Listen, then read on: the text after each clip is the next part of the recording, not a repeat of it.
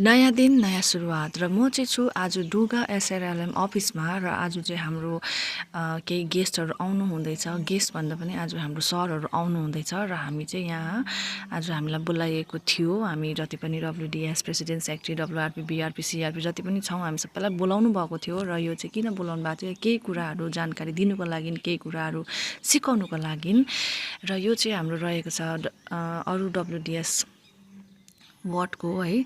उहाँहरूले चाहिँ यस्तै राम्रो राम्रो क्रिएटिभ कुराहरू बनाएर चाहिँ सेल गर्नुहुँदो रहेछ। उहाँहरूले चाहिँ अर्निङ गर्नुहुँदो रहेछ सबैभन्दा ठुलो कुरा चाहिँ। र हामीले पनि यो कुराहरू जानेको छौँ र हामी पनि गरौँ भनेर चाहिँ मैले पनि सानो भिडियो बनाएको है। यो चाहिँ कुनै पेड प्रमोसन होइन, यो चाहिँ मलाई मन पर्यो उहाँहरूको काम देखेर चाहिँ मलाई पनि गर्नु मन परेर चाहिँ मैले बनाएको है। यही विषयलाई लिएर चाहिँ मैले सानो भिडियो बनाएको छु, हेर्नुहोस् होला।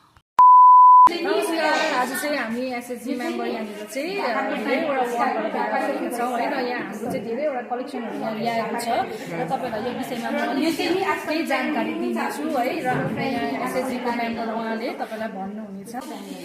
यहाँ चाहिँ हाम्रो कलेक्सनहरू रहेको छ है, जति एसएचजी मेम्बर हाम्रो उहाँ बनाउनु भएको र उहाँको विषयमा केही कुरा भन्ने राख्ने हाम्रो यहाँ एसएचजी डब्लुआरपी जीले भन्नुहुन्छ। म चाहिँ गङ्गा प्रधान डब्लुआरपी वार्ड रिसोर्स पर्सन चितलाङको।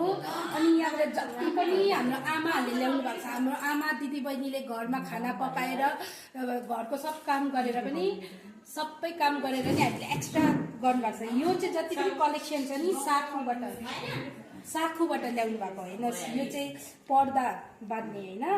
अनि यो चाहिँ नेपाली टोपी, यो चाहिँ अहिले ट्रेन्ड। अनि यो हेर्नुहोस् यस्तोहरू बनाउँछ हो। यो पनि यो हाम्रो आमाहरूले के भन्छ, हाम्रो चाहिँ यति सानो टाइम पनि थियो। यो चाहिँ हामीले चाहिँ होममेड हाम्रो एसएचजी आमाहरूले बनाउनु भएको अचार।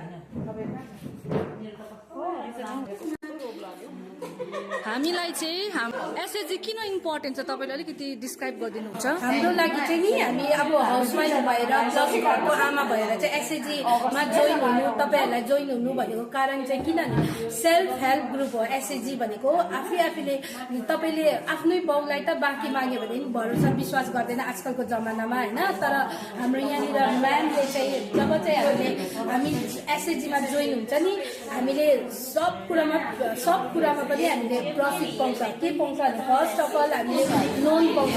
किन नजानिकन नचिनिकन तपाईँलाई लोन दिन्छ।